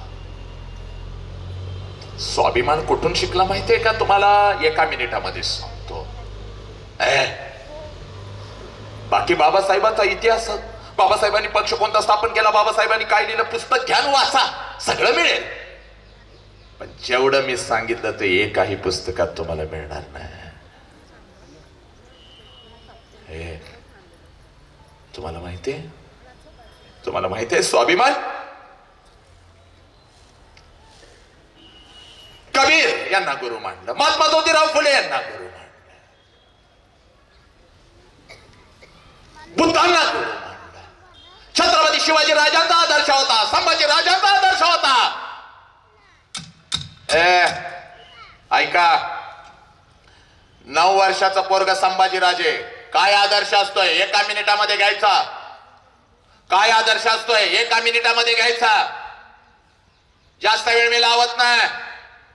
आणि गाण्याच्या रूपाने नंतर ती लेख आणि तो माझा पोरगा आहे ना, तो तुमच्यामध्ये बाबासाहेब पेरणार आहे, लक्षात घ्या. रक्त उसळलं पाहिजे आता, बस आज परिवर्तन झालं पाहिजे. इथून जाऊन फक्त ऐकून छान झाला आजचा दिवस, नाही नाही नाही, आमच्या आयुष्यात बदल झाला पाहिजे. माझ्या पोरी वाघिणी सारख्या लढल्या पाहिजेत. माझी पोर आहे, पोरीनं एका वेळेला 100 200 चोर तुम्ही मारले पाहिजेत. हातामध्ये लेखणी घेतली पाहिजे, आणि वेळ पडली तर हातामध्ये. कळालं तुम्हाला काय सांगायचंय मला? हा, लाचार आहोत काय? 9 वर्षाचं पोरग गेलं, पुरंदरचा तह झाला. मातानो ऐका, एका मिनिटामध्ये व्याख्यान थांबवतो, पण ऐका, हे सांगणं गरजेचं आहे, काळाची गरज आहे. परत कधी आलो चला जगूया आनंदाने, तर आयुष्य तणावमुक्त कसं जगायचं या विषयावरती सांगेन. पण आज बाबासाहेब, हा 9 वर्षाचा पोरगा, पुरंदरचा तह झाला, मिर्झा राजे जयसिंग स्वराज्यावरती चालून आला. छत्रपती शिवाजी राजांच्याकडे मागणी केली, पुरंदरचा तह झाला. 23 किल्ले आणि 4 लाख होणाचा प्रदेश आम्हाला द्यावा लागेल. यस, आणि तुम्ही औरंगजेबाच्या 50व्या वाढदिवसानिमित्त तुम्हाला आग्र्यास औरंगजेबाच्या भेटीस जावं लागेल. सगळ्यात जास्त गाठ होती. छत्रपती शिवाजी राजांनी मान्य केली. आता ऐका, का आदर्श मानत होते छत्रपती शिवाजी राजांना, संभाजी राजांना आदर्श का मानत होते? कारण आहे, वाढदिवस 50वा आला, आणि ठरलेल्या अटीनुसार छत्रपती शिवाजी राजा शेकडो कोस दूर, अगदी मोठभर मावळे घेऊन, 100 200 300 मावळे घेऊन आग्र्याच्या दिशेने निघाले. आणि जात असताना 9 वर्षाचा पोरग, महाराष्ट्राचा वाघाचा छावा होता, ज्याचं नाव संभाजी राजे होतं. 9 वर्षाचा पोरग आपल्या बापाचा मनगट धरून चालत होता आग्र्याच्या दिशेने. 9 वर्षाचा पोरग, ऐका, 9 वर्षाचा पोरग चालत होता आपल्या बापा बरोबर आग्र्याच्या दिशेने. 2 महिन्याचा प्रवास पूर्ण करून ज्या वेळेला आग्र्यामध्ये छत्रपती शिवाजी राजे आणि संभाजी राजे पोहोचले, त्यावेळेला औरंगजेबाचा 50वा वाढदिवस त्याच दिवशी पोहोचले. आणि मग औरंगजेबाच्या दरबारामध्ये छत्रपती शिवाजी राजांनी प्रवेश केला. ऐका, छत्रपती शिवाजी राजांनी औरंगजेबाच्या दरबारामध्ये प्रवेश केला. औरंगजेबाच्या दरबारामध्ये छत्रपती शिवाजी राजांनी प्रवेश केला. आणि ज्या वेळेला प्रवेश केला, दिवाणी खास मध्ये प्रवेश केला, त्यावेळेला छत्रपती शिवाजी राजांनी दृश्य पाहिलं. काय दृश्य होतं? तख्तावरती औरंगजेब बसलेला होता, आणि शेकडो सरदार दरबारामध्ये उभे होते. आणि प्रत्येकानं मान झुकवली होती. ऐका, प्रत्येकानं अशी मान झुकवली होती. का बाबासाहेब सांगतात तुम्ही वाघ आहे, बळी हा कोंबड्याचा बकऱ्याचा दिला जातो, वाघाचा नाही. तो वाघ तुम्हाला मी दाखवून देतो. प्रत्येक जण मान खाली घालून असा उभा होता, मान खाली घालून उभा होता. आणि छत्रपती शिवाजीराजांनी बघितलं औरंगजेबाच्या दरबारामध्ये मान उंच करण्याची कोणालाही परवानगी नाही, नजरेमध्ये नजर घालण्याची परवानगी नाही. इथं मान झुकवावी लागते. पण या महाराष्ट्राच्या वाघानं काय केलं? आपली मान झुकवली नाही. शेकडो सरदार औरंगजेबासमोर मान झुकवून उभे आहेत, पण या महाराष्ट्राच्या वाघानं आपली मान झुकवली नाही, आपली मान ताट केली आणि आपली नजर औरंगजेबाच्या नजरेमध्ये घातली. आणि हे दृश्य 9 वर्षाच्या पोरानं आपल्या बापाकडे बघितलं. साला मृत्यूच्या दारात माझा बाप उभा आहे, पण साला झुकला नाही, आपली मान झुकवली नाही, शत्रूच्या नजरेमध्ये नजर भिडवली. तेव्हा माझं 9 वर्षाचं पोरग शिकलं, जीव गेला तरी 72 मृत्यूच्या दारात जरी उभा असलो तरी स्वाभिमान कधी विकायचा नाही, स्वाभिमान कधी विकायचा नाही. स्वाभिमान, जो स्वाभिमान माझ्या बाबासाहेबांनी जपला. ऐका पुढं काय झालं, काय झालं? पोरं कशी तयार करायची? 9 वर्षाचे पोरं आमचे नूडल्स खातात. 9 वर्षाच्या पोराला 1000 रुपयाची 2000 रुपयाची नोट दिली तर अजून त्याला हिशोब करता येत नाही. आणि काय झालं? छत्रपती शिवाजी राजांना नजर कैद झाली, 5000चा पहरा. आणि छत्रपती शिवाजी राजांना नजर कैद झाली आणि 9 वर्षाचं पोरग आपल्या बापाकडे बघत होतं. हजारो शेकडो किलोमीटर दूर आलोय, मुठभर मावळे घेऊन माझा बाप आलाय, माझ्या बापाला कैद झाली, मृत्यूच्या दारात माझा बाप उभाय, कधीही घात होऊ शकतो. हे 9 वर्षाचं पोरग भिलं नाही, 9 वर्षाचं पोरग मागं हटलं नाही. काय करत होतं हे 9 वर्षाचं पोरग माहितीये का तुम्हाला? आग्र्यामध्ये जायचं, सकाळ झाली की आग्र्यामध्ये जायचं, आग्र्यामध्ये जायचं आणि आग्र्याचा प्रत्येक रस्ता बघायचं, आपल्या नजरेमध्ये साठवायचं. आग्र्यातला प्रत्येक रस्ता आपल्या नजरेमध्ये साठवायचं आणि संध्याकाळी यायचं, आपल्या बापाजवळ बसायचं आणि बापाला सांगायचं, आबासाहेब आग्र्यातला हा रस्ता इकडून इकडे जातो, आग्र्यातला हा रस्ता इकडून इकडे जातो, तो रस्ता इथं संपतो. पुन्हा दुसऱ्या दिवशी जायचं, पुन्हा नकाशा साठवायचं, पुन्हा यायचं, पुन्हा बापाला सांगायचं, आबासाहेब आता हा रस्ता इकडे जातो, तो रस्ता इकडे जातो. 2 महिने पोरानं एकच काम केलं, कारण का? बापासाठी. माझा बाप फसलाय, माझा बाप झुंजलाय, माझ्या बापानं आपली मान झुकवली नव्हती, म्हणून माझ्या बापाला काय झाले. पोरग 2 महिने जायचं, नकाशा साठवायचं आणि येऊन छत्रपती शिवाजी राजांना सांगायचं. आणि चमत्कार काय झाला? चमत्कार काय झाला? ज्या वेळेला औरंगजेबाच्या हातावरती छत्रपती शिवाजी राजांनी तुरी दिली, त्यावेळेला आग्र्याचा एकही रस्ता न चुकता माझा छत्रपती शिवाजी राजा महाराष्ट्राच्या मातीमध्ये आला 9 वर्षाच्या पोरामुळे. आणि संस्कार कधी उघडून आला माहितीये? हे सत्य जाणून घ्या. ऐका, जेव्हा 32 वय होतं माझ्या संभाजी राजाचं आणि औरंगजेबानं कैद केली होती ना, औरंगजेब म्हणत होते, संभा संभा हम तुम्हारी जान बख्श देंगे संभा, हमें सिर्फ तेरे बाप का स्वराज्य चाहिए, हमारे चरणों में रख तेरे बाप का स्वराज्य, हमारे चरणों में रख, हम तेरी जान बख्श देंगे. त्यावेळेला ते 9 वर्षाचं पोरग म्हणतं, त्यावेळेला ते 32 वर्षाचा माझा संभाजी राजा म्हणतो, अरे 9 वर्षाचा असताना तुझ्या समोर माझ्या बापासोबत मी आलो होतो आणि तिथं माझ्या बापाकडे बघून शिकलोय. मृत्यूच्या दारात उभा असताना सुद्धा स्वाभिमान विकायचा नाही आणि आज मी मृत्यूच्या दारात उभा आहे आणि तेव्हाचा संस्कार इथं वटवृक्षासारखा उगवून आलाय. जीव गेला तरी बेहत्तर, स्वाभिमान विकणार नाही. तापलेल्या सळ्या आल्या, डोळ्यांच्या आरपार गेल्या, पोरग झुकलं नाही, जीभ काढली, पोरग झुकलं नाही, नाही झुकला. देहाचे तुकडे झाले, पण तुमचं आमचं स्वराज्य शत्रूच्या पायावर ठेवलं नाही. लक्षात घ्या, स्वाभिमान. हाच स्वाभिमान बाबासाहेबांनी आम्हाला शिकवला. आम्ही आमच्या पोरांच्यात रुजवला का? हा प्रश्न मी तुमच्याकडे सोडतो. जास्त वेळ मी घेत नाही. ऐका,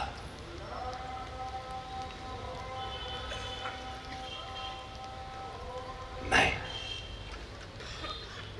ही फौज, ही बाबासाहेब, ही माझी रमाई, ही माझी अहिल्याई होळकर, ही माझी जिजाऊ. कोणात तुम्ही माहितीये?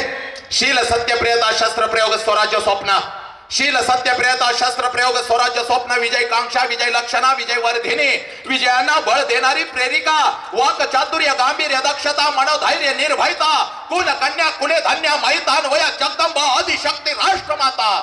आओ जिजाऊ, माझी सावित्री आहे, माझी रमा आहे, तू आहे, तुम्ही आहात. बस, इथून पुढं यासाठी काय करावं लागेल? काय करावं लागेल? अगोदर बाबासाहेबांनी सांगितलंय, शरीर आणि मन मन शरीरासाठी काय करतो? काय करतो आम्ही? काय नाही करत, काय नाही करत. काय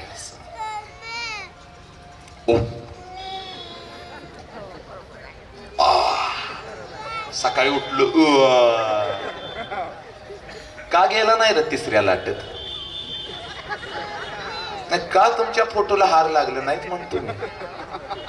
माझा एक प्रश्न आहे, फक्त एक प्रश्न आहे, तेवढ्या प्रश्नाचं उत्तर द्यायचं आणि आपण इथं थांबायचं.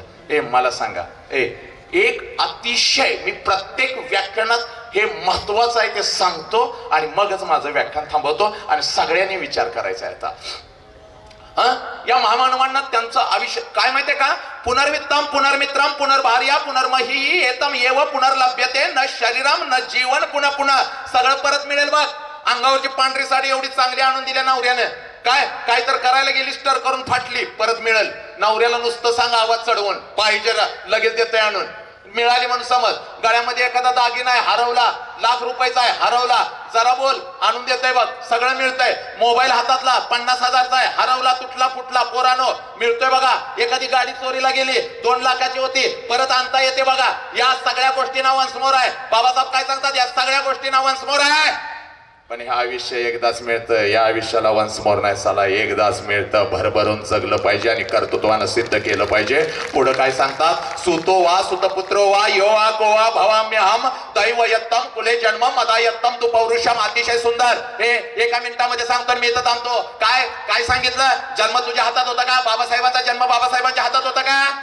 बाबासाहेबांचा मृत्यू बाबासाहेबांच्या हातात होता का? बाबासाहेबांना कोण भाऊ असावे, कोण आई असावी, कोण काय असावं, बाबासाहेबांच्या हातात होतं का? नाही. तुझ्या हातात जन्म आहे का? नाही. तुझ्या हातात मृत्यू आहे का? नाही. तुझी आई कोण असावी तुझ्या हातात होतं का? नाही. तुझा बाप कोण असावा तुझ्या हातात होतं का? नाही. तू गरीब घराण्यात जन्म घ्यायचा का श्रीमंत घराण्यात जन्म घ्यायचा तुझ्या हातात होतं का? अजिबात नाही. पण तुझ्या हातात काय आहे? काय आहे? या ब्रह्मांडानं काय ठेवलंय तुझ्या हातामध्ये? तुझ्या हातामध्ये काहीच नाही ना. मग ऐक, सुतो वा सुतपुत्रो वा यो वा को वा भवाम्यहम दैवयत्तम कुले जन्म मदायत्तम तू पौरुषम. याचा अर्थ असा आहे, आई माझ्या हातामध्ये नाही, बाप माझ्या हातामध्ये नाही, जन्म माझ्या हातामध्ये नाही, मृत्यू माझ्या हातामध्ये नाही, पण जन्माला आल्यापासून शेवटच्या श्वासापर्यंत संघर्ष करून स्वतःला सिद्ध करणं माझ्या हातामध्ये आहे. स्वतःला सिद्ध करणं माझ्या हातामध्ये आहे. जे आम्ही विसरलो, जे कधी आम्ही आमच्या युवकाच्या काळजामध्ये पेरलं नाही, हे महत्वाचं आहे. मग मला सांगा, 130 करोड लोकसंख्या समजा भारताची.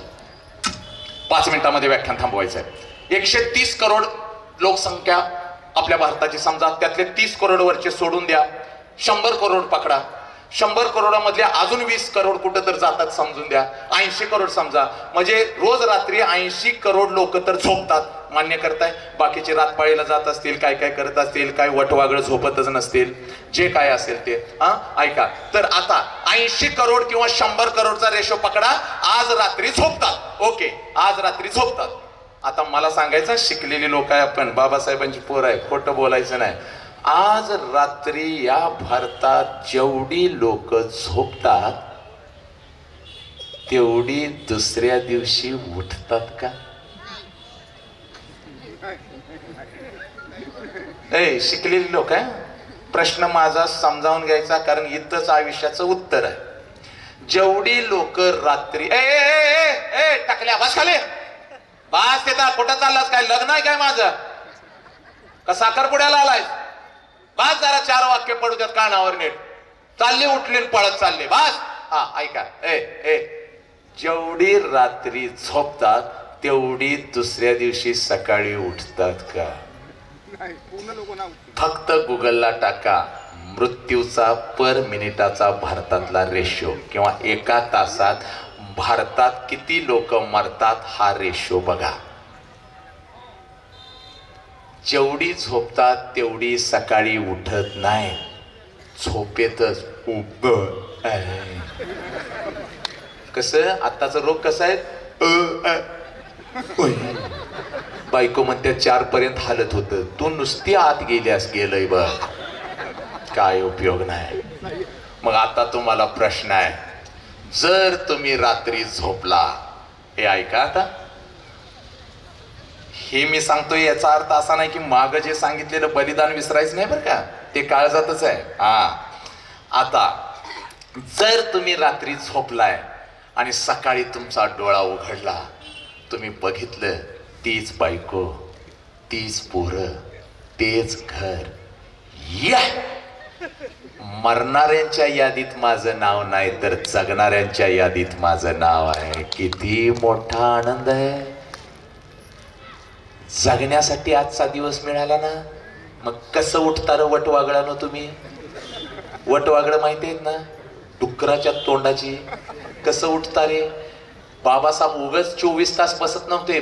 24 तासापैकी 22 तास बसत नव्हते, कारण रोजचा दिवस मिळाला याची त्यांना जाणीव होती. बघा मी कुठं जोडतोय, जाणीव होती. छत्रपतींना जाणीव होती, महात्मा ज्योतिराव फुलेंना जाणीव होती, माईला जाणीव होती. आम्हाला ऐका, उठलो ना कसं उठतो? जर आजचा दिवस मला या ब्रह्मांडाने सालात दिलेलाच आहे तर कसं उठलं पाहिजे?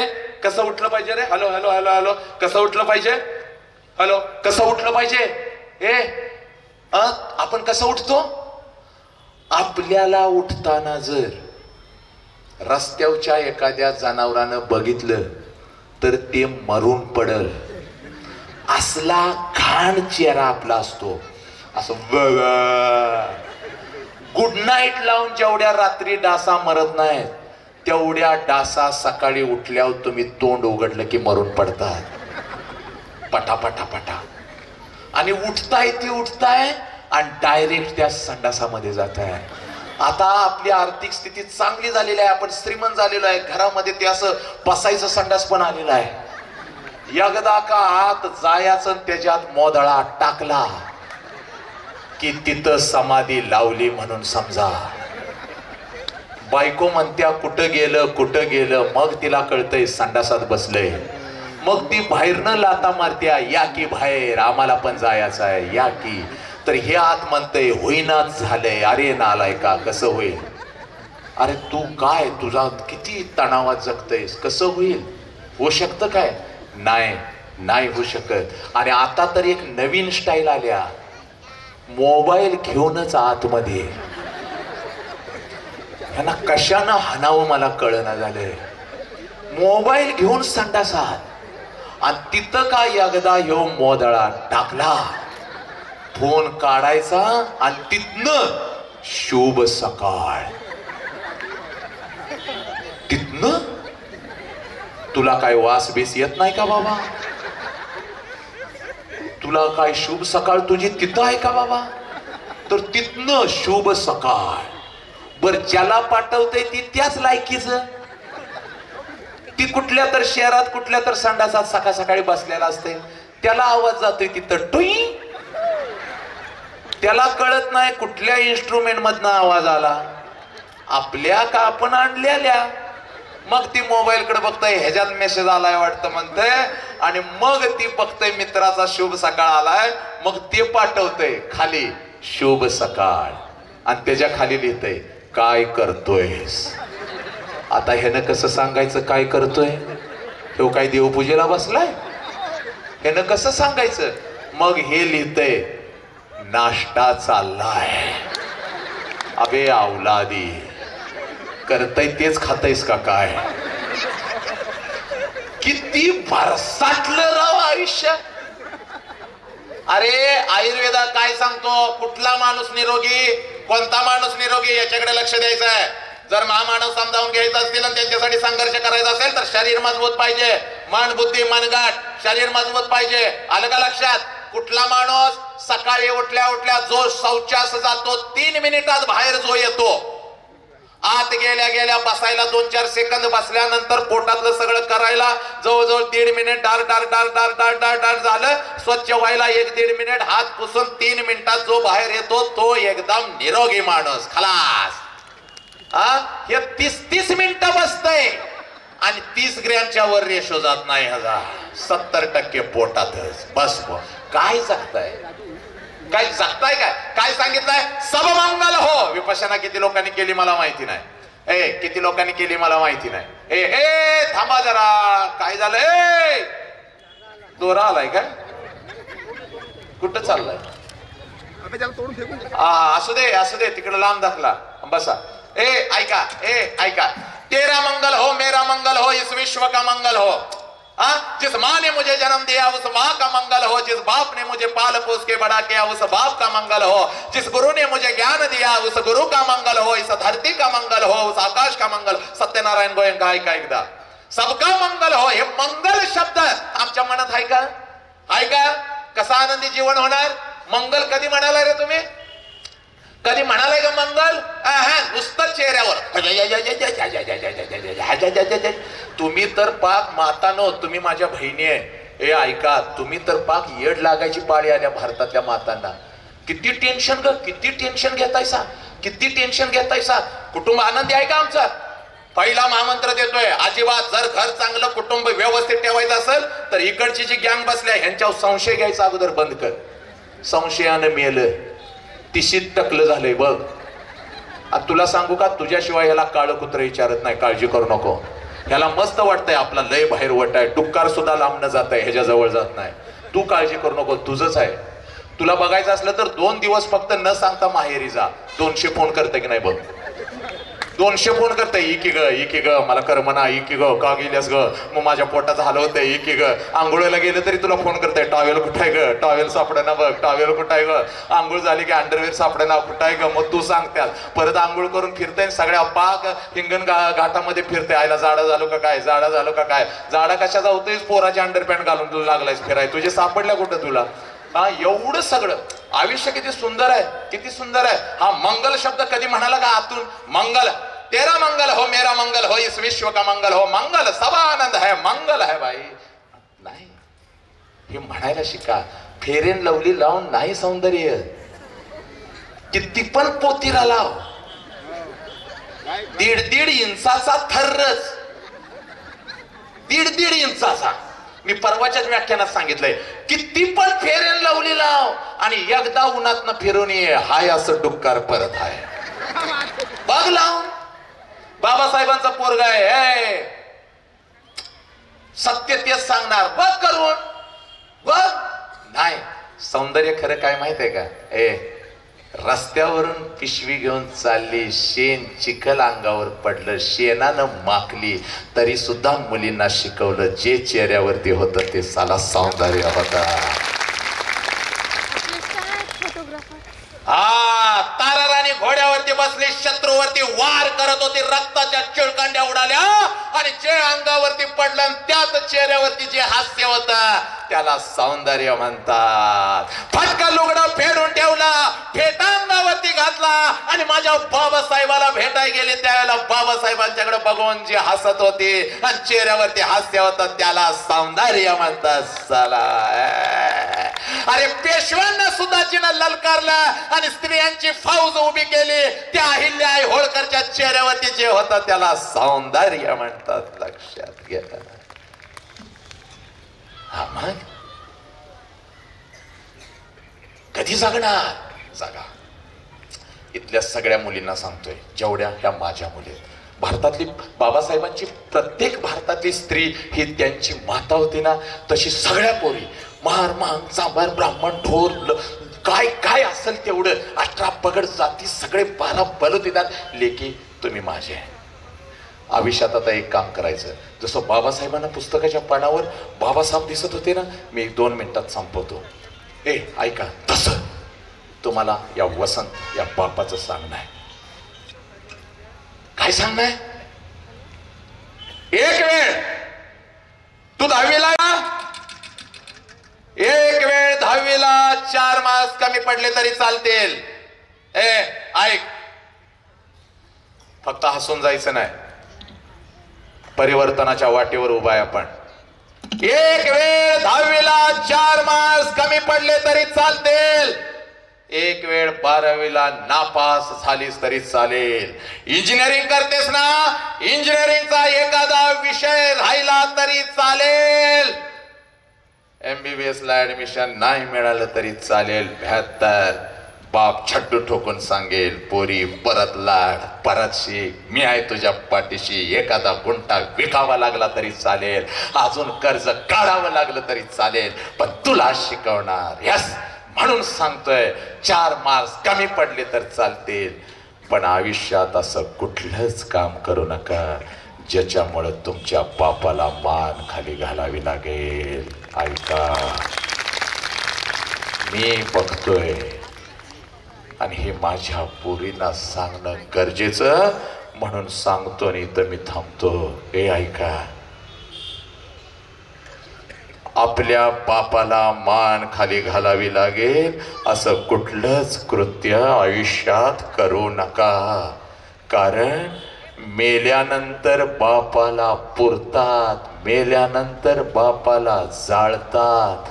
गैरसमज आहे पोरीनो आणि पोरानो, गैरसमज आहे. मेल्यानंतर फक्त त्याचं शरीर जाळतात. मेल्यानंतर फक्त त्याचं शरीर जाळतात. पण जर तुमच्यामुळे तुमच्या बापाला मान खाली घालावी लागली तर जिवंतपणी त्याची चिता रोज घरात जळत असते. पोरीनो, मी बघितलंय, मी बघितलंय. म्हणून सांगतोय, जीव तुमचा गेला तरी चालेल पण बापाला मान खाली घालायला लावू नका. कारण या जगात सगळ्यात जास्त जर तुमच्यावर कोण प्रेम करत असेल, आपण बाबासाहेबांना आपला बाप का म्हणतो, माझ्या बापाचं संविधान का म्हणतो, माझा बाप का म्हणतो. कर्मवीर भाऊराव पाटील काय म्हणाले, एक वेळ मी माझ्या बापाचं नाव बदलेल पण शाळेला दिलेलं छत्रपती शिवाजी राजांचं नाव कदापि बदलू शकत नाही. आपलं पोरग गेलं पण गाडगे बाबा रडले नाहीत. असे गेले कोट्यानं कोटी रडू काय मी एकासाठी गाडगे बाबा म्हणाले. पण विश्वरत्न डॉक्टर बाबासाहेब आंबेडकर गेल्यानंतर माझ्या गाडगे बाबांना अन्न पाणी सोडलं आणि शेवटी त्यांच्या आठवणीत माझा बाबा गेला. का?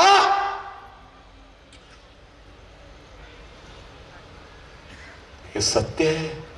गाडगे बाबांनी अन्न पाणी सोडलं, विश्वरत्न गेला असं कळालं ना, आपल्या पोरासाठी पण रडला नव्हता, बाप कळाला होता. पोरीनो, सगळ्यात जास्त तुमच्यासाठी बाप रडतो आणि मी हे डोळ्यानं बघितलंय. तुम्हाला माहितीये का, एवढं सांगतो मी, तो थांबतो, जास्त वेळ घेत नाही मी. फक्त 5 मिनिटं द्या तुमच्या आयुष्यातली. पोरीनो, लोक येतात माझ्याकडे, सर पोरगीचं लग्न ठरलंय, याल ना, तांदूळ पडेल डोक्यावरती, या पोरगीला भेटा सर, या ना, या पोरगीसाठी या ना सर, या ना. येतो बाबा, लग्नाला जातो, मंगल कार्य सगळं उरकत. आणि जेव्हा पोरगीची नवऱ्याबरोबर जायची वेळ येते ना, तेव्हा आई हंबरडा फोडते. बर का, आई हंबरडा फोडते आणि आई आपल्या लेकीला धरून रडते. पोरी 20 वर्ष सांभाळलं ग, 20 वर्ष सांभाळलं ना, अचानक आज रात्री तू मला घरात आता दिसणार नाहीस. दीदी म्हणल्यानंतर हो ग आई, हा शब्द माझ्या कानावरती येणार नाही. आईला भरून येतं ना, आई हंबरडा फोडून रडायला लागते, आई हंबरडा फोडून रडायला लागते. हे पोरे, आईचं बघून बहीण रडायला लागते, बहिणीचं बघून भाऊ रडायला लागतो, भावाचं बघून सगळा मंडप रडायला लागतो, पाहुणे पाय रडायला लागतात. बाप मात्र रडत नाही. बाप असा हसत येतो आणि बाप पोरी तुला काय म्हणतो माहितीये का, का रडवता पोरगीला, तिच्या नवीन आयुष्याची सुरुवात होते ना, तिला हसत जाऊ दे, चला रडायचं नाही, कोणी रडायचं नाही. पोरगी तुझा हात धरतो आणि नवऱ्या बरोबर त्या गाडीत बसवतो, गाडीचा दरवाजा लावतो, तुझी गाडी निघून जाते आणि तुला काय वाटतं, माझा बाप असाच आहे. लहानपणापासून शाळेमध्ये शिकत असताना बापाने माझ्यावरती बंधनं घातली, कॉलेजला शिकत असताना बापाने माझ्यावरती बंधनं घातली आणि या लग्न मंडपात सगळा मंडप रडला, बाप नाही रडला, माझा बाप नाही रडला. पोरी चूक, पोरी तुला अर्धाच सिनेमा माहित आहे, अर्धा माहीतच नाही ग पोरी. मला माहितीये, मी तुला सांगतो, लग्न मंडपात तूही निघून जातेस, पाहुणे पण निघून जातात, घरचे निघून जातात, तेव्हा बाप असा फक्त उभा असतो. बाप त्या मंडपवाल्याला बोलवतो, इकडे ये रे, ऍडव्हान्स किती दिलतंय, किती राहिलेत तुझे पैसे, हे घे. हे साऊंडवाला इकडे ये रे, तुझे किती पैसे राहिलेत रे बाबा, हे घे. हे जेवणवाला इकडे ये, इकडे ये, परत माझ्याकडे पैसे वरतील ना वरतील, इकडे ये रे, तुझे किती पैसे राहिलेत, हे घे. हे कपडेवाला इकडे ये रे, तुझं पण आत्ताच घेऊन टाक रे. सनईवाला तुझं घे रे. भटजी सगळ्यांचं पैसे वाटतो पोरी. संध्याकाळी 7 पर्यंत त्याच लग्न मंडपात तुझा बाप तुझ्यासाठी भिकारी होतो पोरी. सगळं साठवलेलं तुझ्या आयुष्यासाठी वाटतो आणि संध्याकाळी पळत पळत घरी जातो पोरी, आणि घरातल्या तुझ्या प्रत्येक वस्तूला पकडून पकडून हंबरडा फोडून रडतो ग, माझी पोर म्हणून. रात्रभर उशी ओली करतो, रात्रभर अंथरूण ओलं करतो. हे पोरी, तुझ्या आईच्या खांद्यावरती मस्तक आपटून आपटून रडतो, माझी पोरगी, माझ्या काळजाचा तुकडा गेला ग. हे पोरी, आईला व्यक्त होता येत ग, बापाला व्यक्त होता येत नाही. म्हणून सांगतो, बापाला मान खाली घालायला लावू नको. मला बोलवतात पोलीस स्टेशनला, सर या ना, पोरगीला जरा समजावून सांगा. पोरीनो, काळाची गरज आहे म्हणून सांगणं गरजेचं आहे. मला बाबासाहेब स्वप्नामध्ये येतात, मला बाबासाहेब झोपल्यानंतर डोळ्यासमोर दिसतात. वसंता, अरे वाघासारखा आवाज तुला दिला मी, हे वाघासारखे विचार दिले, जरा सांग ना माझ्या लेकींना.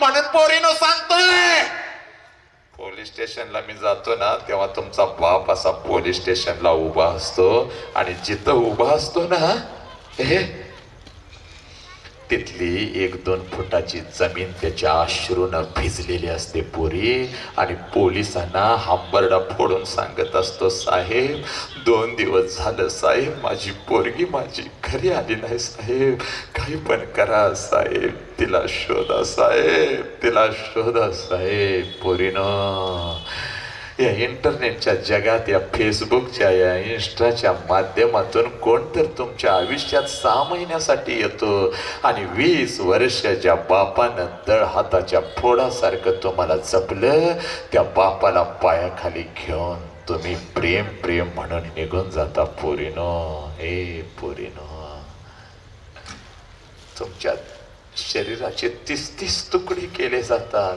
तुमच्या बलात्कार केले जातात. शेवटी कोणीच उरत नाही ना, ज्याच्यासाठी गेलीस तोही सोडून जातो. तेव्हा शेवटी तू बापाला फोन करतेस, तेव्हा बाप रडत म्हणतो, पोरी, सगळ्या जगाचा विरोध घ्यायला तयार आहे, तू कुठं आहेस तेवढं सांग, मी येतो तुला घ्यायला. याला प्रेम म्हणतात पोरीनो. हे प्रेम फक्त बापच करू शकतो. बाबासाहेबांच्या लेकी आहे ना, सावित्रीच्या लेकी आहे ना, जिजाऊच्या लेकी आहे ना, रमाईच्या लेकी आहे ना, मग एवढे कमजोर कशा गे तुम्ही? एवढ्या कमजोर कशा? हे आंतरजातीय विवाहाच्या विरोधात नाही, प्रेमाच्या विरोधात नाही. अगं, जो पोरगा तुझ्या आई बापाला पायाखाली घेऊन तुला घेऊन जातो, तो पोरगा कधीच प्रेम करू शकत नाही. पण जो पोरगा छट्टू ठोकून तुझ्या बापासमोर उभा राहिला आणि सांगेल, तुमची पोरगी मला आवडते आणि जीव गेला तरी मला तुमच्याच पोरीशी लग्न करायचंय, पण जेव्हा तुम्ही तिचा हात माझ्या हातात द्याल तेव्हाच घेऊन जाणार, अन्यथा नाही. याला मर्द म्हणतात, याला बाबासाहेबाचं लेकरू म्हणतात. त्यासाठी ते कडेल, संघर्ष करेल, स्वतःला सिद्ध करेल, याला प्रेम म्हणतात. पोरीनो, काय झालंय तुम्हाला? हे विषय मांडणं गरजेचं आहे, काळाची गरज आहे. रमाईच्या लेकी आहात ना, बाबासाहेबांची पोरं आहात ना, छत्रपतींची पोरं आहात ना. तो शत्रू काय म्हणतो? कल्याणचा मुल्ला अहमद सुबेदार म्हणतो, हमारी जितनी संपत्ति है लेकर भागो, क्योंकि शिवबा आ रहा है कल्याण पर चलकर, और वो जब आता है तो जलाकर राख कर देता है, चलो भागो यहां से. त्यावेळेला एक सरदार म्हणतो सुबेदाराला, हम भाग जाएंगे हमारी संपत्ति लेकर, और हमारी बीवी बच्चा इनका क्या करे, अब इनको कहां ले जाए. त्यावेळेला तो म्हणतो, अरे हमारी बीवी बच्चा इनको इधर ही छोड़ दो, क्योंकि शिवबा किसी औरत के इज्जत पे हाथ नहीं डालता है, ना किसी को डालने देता है. या छत्रपती शिवाजी राजांचे विचार संविधानामध्ये तुम्हाला सुरक्षित केलं. काय झालं पोरीनो? ऐका, थांबतो इथं, पण थांबत असताना मला परिवर्तन पाहिजे. थांबत असताना लेकीनो, तुम्ही वाघिणीसारखं जगलं पाहिजे, वाघासारखं जगलं पाहिजे. कुठलंच व्यसन करायचं नाही. शपथ, व्यसन ते करायचं जे कधीच उतरलं नाही. व्यसन बाबासाहेबांनी केलं, संपूर्ण जगाची नशा अजून उतरली नाही. लक्षात घ्या, बाबासाहेबांचं नाव ऐकल्यावर अजून उतरली नाही, उतरूच शकत नाही. ही नशा पाहिजे. आलं लक्षात? पोरांना व्यायाम करायला शिकवा, पोरांना चांगलं खायला शिकवा, पोरांना चांगलं वाचायला शिकवा, आणि पोरांना चांगलं रुजवायला शिकवा.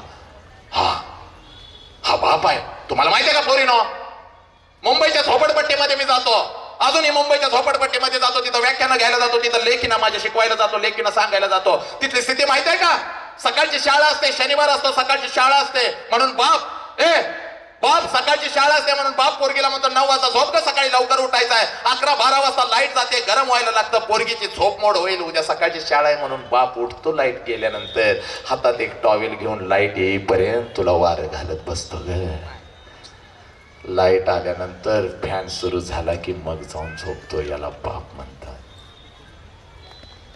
ही जबाबदारी बाबासाहेबांना कळाली, ही जबाबदारी संभाजीराजांना कळाली, ही जबाबदारी प्रत्येक व्यक्तिमत्वाला कळाली.